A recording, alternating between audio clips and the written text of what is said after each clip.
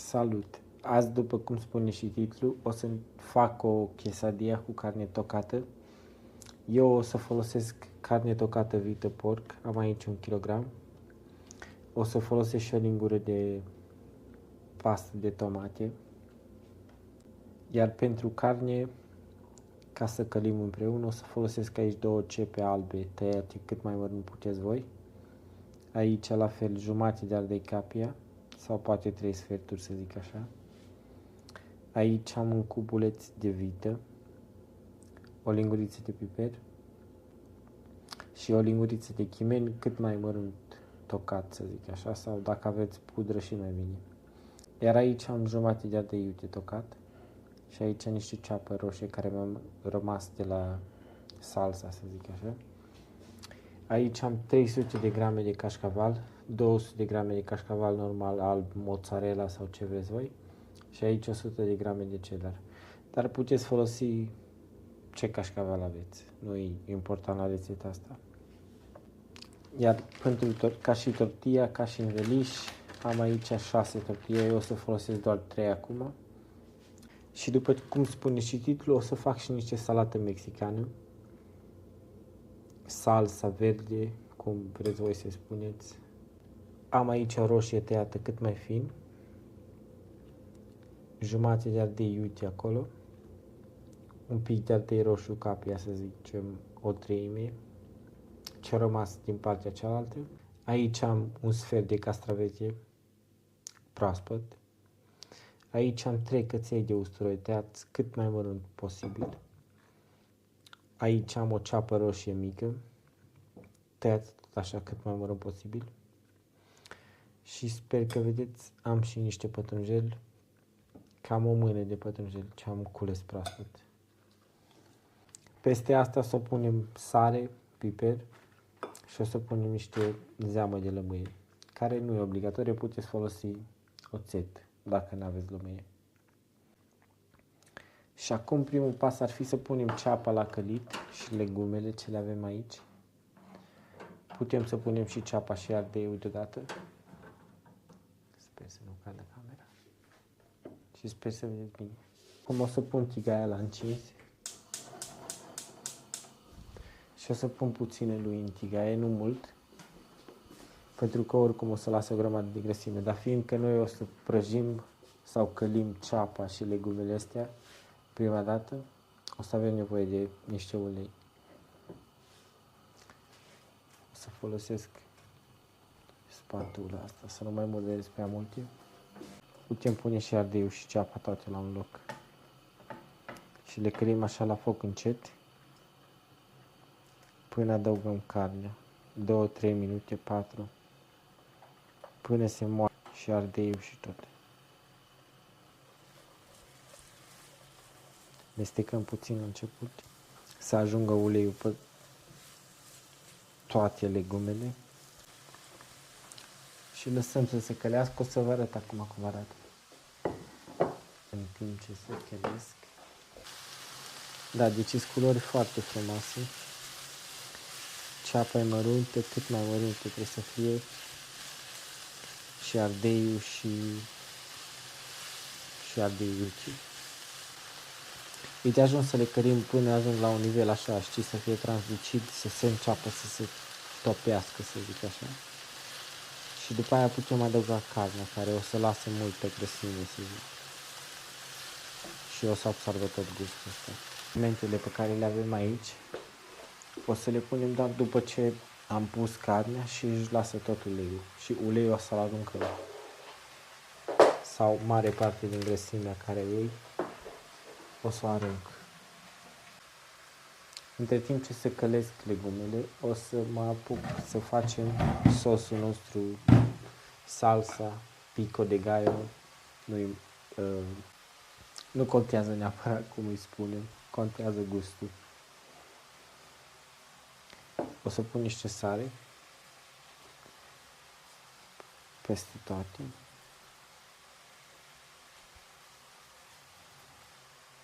Și niște zeamă de lămâie.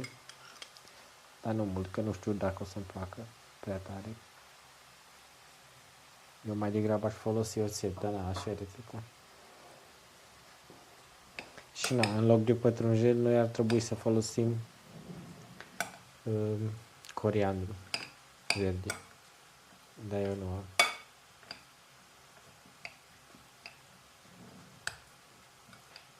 Și eu cred că arată super. Amestecăm oricum până se îmbină gusturile. Și cred că am mai putea să punem niște ulei, puțin ulei. O lingură de ulei.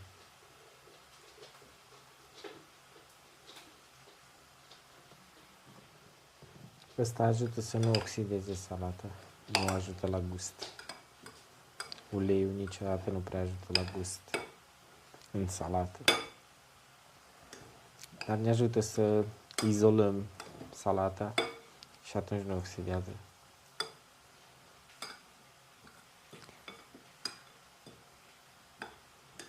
Și salata delectaminată, să zic așa. Din aia am scos miezul de la roșii ca să nu lase prea multă apă. Deci scoateți semințele și aruncați-le de la roșii.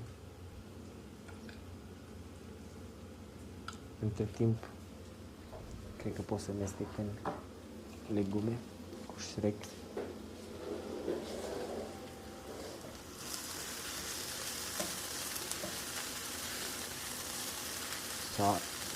Să o prăjit un pic mai tare decât ar trebui, că le-am lăsat eu și nu au destul de ulei. Dar e ok și așa. Chiar și așa un picat se miroase din ceapă și restul.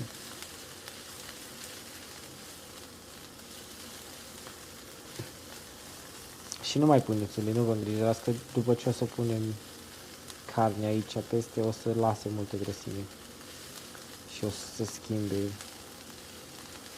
sunetul.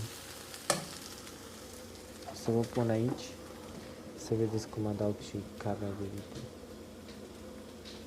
Sper că vedeți bine.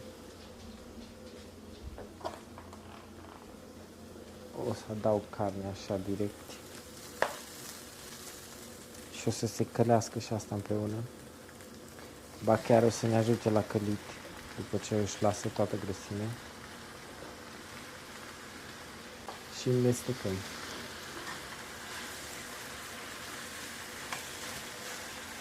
Încercăm să nu dăm tot aragaz.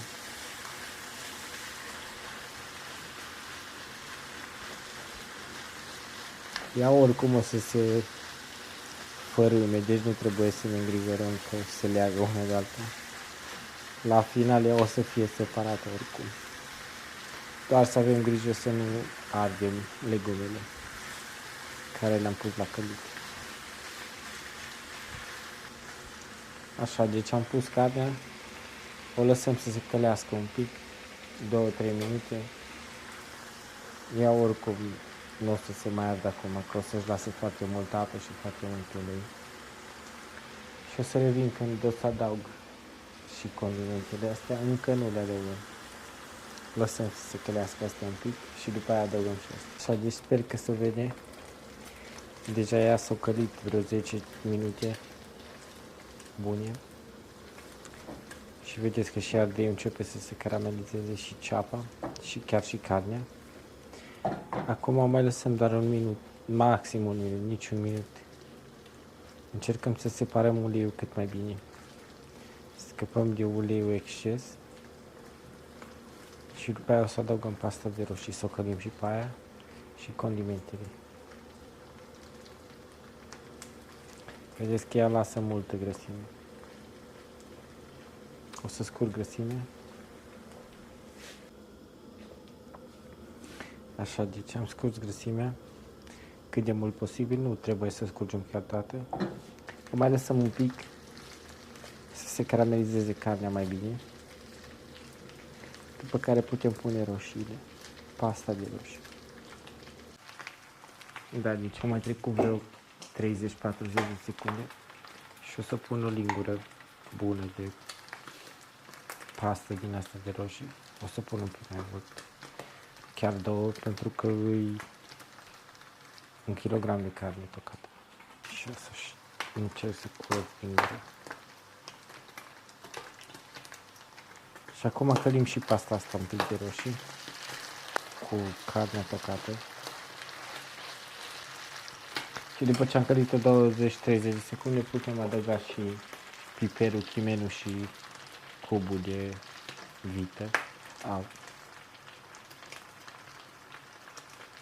Tigaia e caldă, nu puneți mult.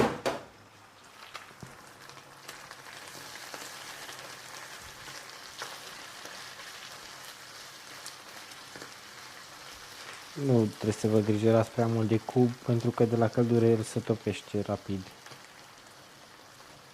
Vedeți? Doar amestecăm.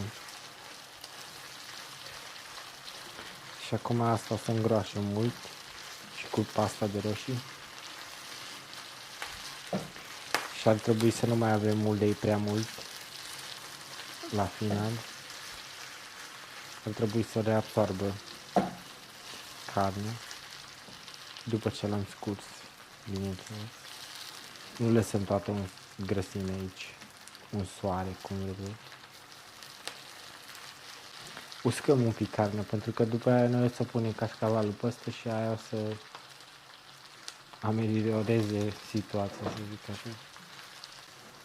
Deci o călim până începe să se separe iarăși uleiul. Vedeți că încet se separă, dar mai avem bucăți care nu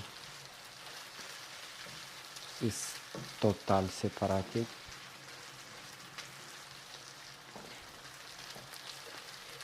Cam 1 minut, 2 după ce am pus roșia. Și cred că o să pun niște sare, așa după miros. Și după aia poate o să duc. Dar pentru că n-am pus vegeta sau și-am pus doar un cub de vită,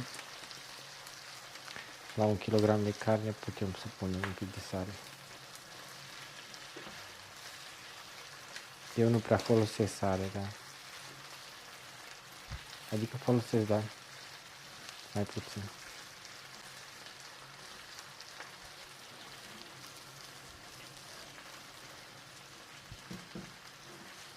Și acum cam arată perfect. O să gust, să văd ce gust are.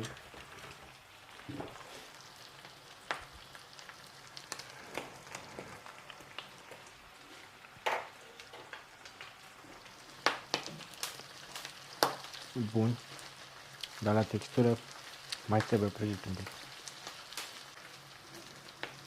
Da, deci cred că putem închide focul. O putem scurge puțin, pentru că altfel o să... Adică nu e neapărat să scurgem, că avem puțină grăsime. Dacă aveți prea multă grăsime, scurgeți-o, pentru că altfel o să rămână în sandwich, o să ne curgă ievire. Deci mai bine o scurgem acum, dacă aveți exces. Eu o să încerc să scurg puțin. Decât să pierdem carne, mai bine nu scurgem prea mult, că ea oricum o să se absorbă înapoi în carne dacă lăsăm așa, cu focul stins. Între timp, salata asta, pico de gallo sau cum vreți voi să spuneți, vă pun aici.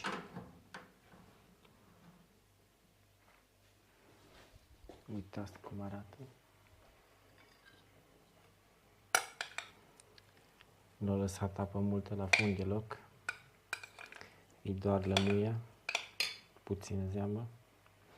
Dar eu cred că o să pun niște oțete. Dar puțin. Puțin cam multe. Și amestec. Da, lămâia e lămâie, da? Și oțetul e oțete. Se schimbă gustul mult, mirosul.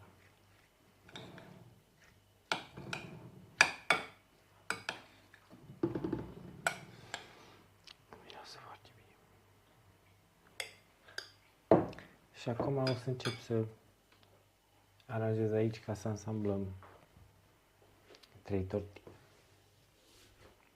Da, deci între timp am strâns de pe aici și am luat și carnea asta de pe foc. Ea a absorbit uleiul, după cum am zis. Bine, dacă aveți exces de ulei, scurgeți-l. Că nu e ok să-l folosim la asta, pentru că o să curgă uleiul aiurea, după cum am zis. Eu o să pun așa înclinată, în așa fel să se scurgă uleiul într-o parte, chiar dacă nu-i mult.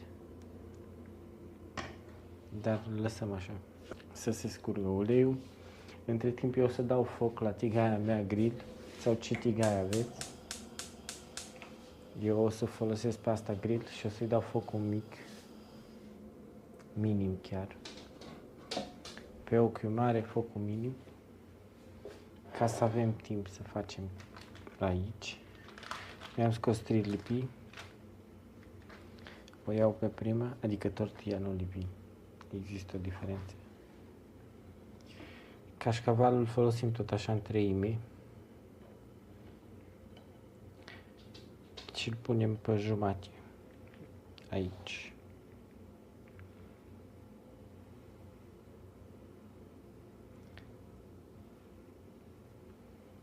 Poate nu chiar o treime, pentru că trebuie să punem și deasupra un pic. Și acum punem doar carne și după aia încă un strat de cașcaval. O să iau carnea cu spatula asta, dacă tot e aici. Și puneți copios. Pentru că 1 kg de carne și pentru 3 lipii multă. Voi puteți face chiar 6 lipii. Și eu aș fi făcut 6, dar n-are cine să le mănânce. Și să le fac aiurea, mai bine păstrez carnea asta la frigider. Și mâine fac altele.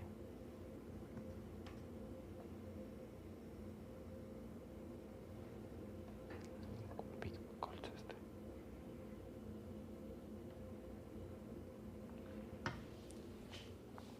Și acum încă un pic de cașcaval deasupra, ca să se și lipească lipia.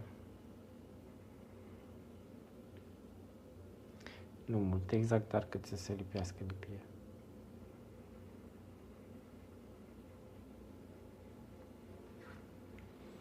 Și o închidem. Astea sunt simple, nu-i mare lucru. Mai complicat ar fi fost dacă le făceam întregi și atunci era mai greu de întors în grill. Deocamdată eu nu o să le pun pe grill până nu pun 2 deodată. Și o să o las aici să stea. Și revin după ce le fac pe toate așa și le punem la grill. Da, deci am făcut-o și pe cea de-a doua. Grillul s-a încălzit. O să o pun pe prima.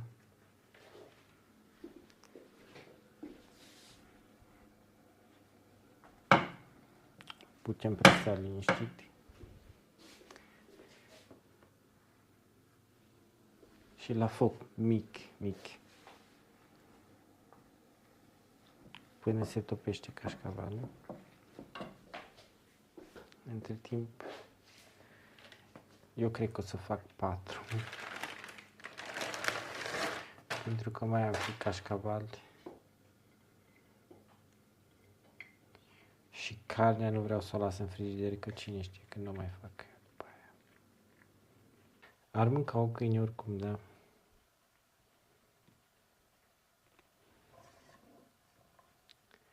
O să le fac tortilla, păi, dacă le mănâncă lumea bine, dacă nu, asta e. Eu vă garantez că e bun.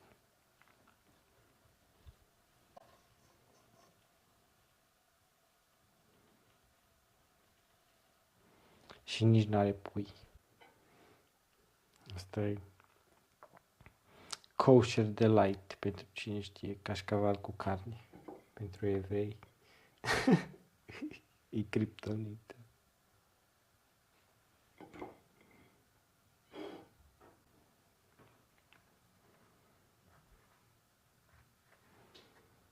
Da, deci am terminat astea două. Vreau să vă arăt între timp cum arată și astea pe care le-am întors. Focul mic. O să vă pun aici pentru că trebuie să le scot. Și să le pun pe celelalte două.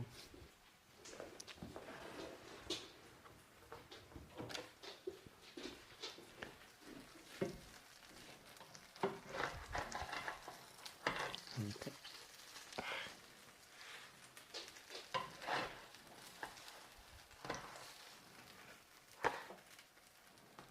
Și o pun direct pe asta.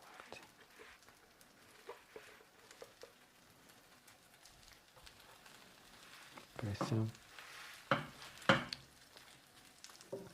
Scot pe asta.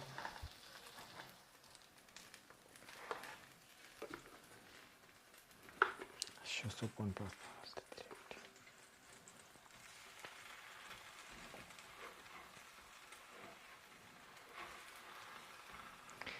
Deci, no, eu pot să zic că am complicat un pic rețeta, că am pus carnea de vită făcută așa ca la un chili.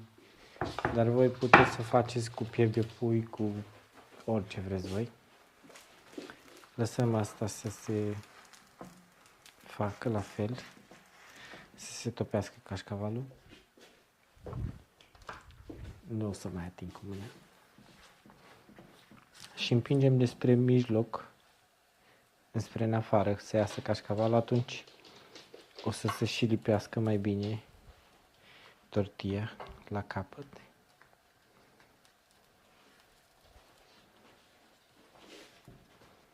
Și sper că apreciați că nu am pierdut nimic din untru.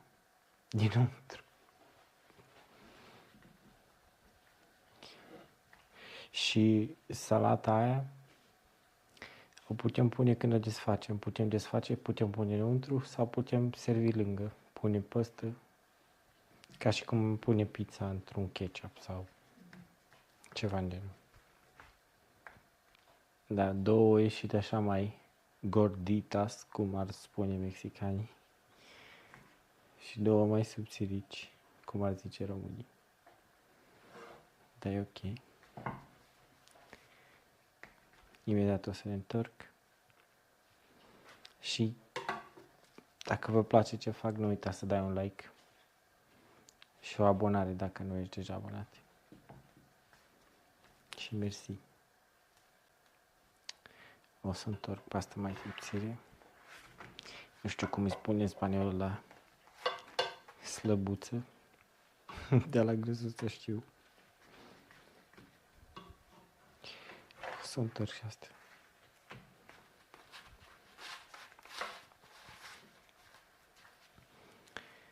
Și eu zic că arată bine. Data viitoare o să facem tortilla întreagă, probabil cu pui, care e un pic mai dificil de făcut, de întors. Nu e mai dificil de făcut, dar e mai dificil de întors față de asta, care e îndoită așa. Revin după ce servesc. Da, deci am scos toate quesadilla, tortilla, cum vreți voi. Și acum o să degust și eu. Adică o să tai una să vedeți și voi. Asta cred că e mai rece. Normal în 4 ar fi ideal să le tăiați.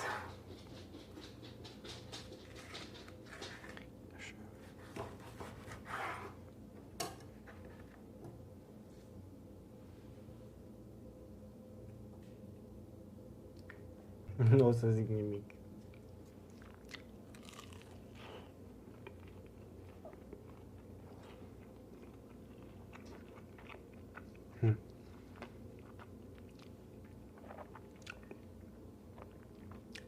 Doi noaptea probabil aici. Asta pot să vă spun.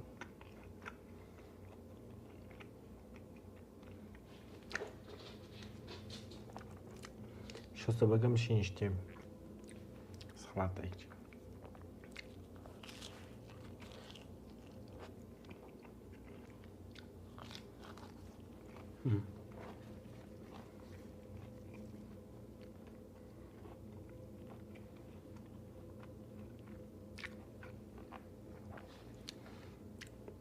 Deci toate s-au lipit de cașcaval, practic.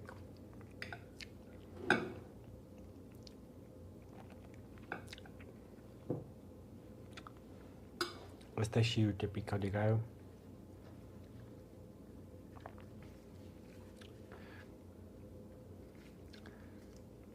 Și asta e dacă dăm pe jos, da, nimic. Să fie bună mâncarea.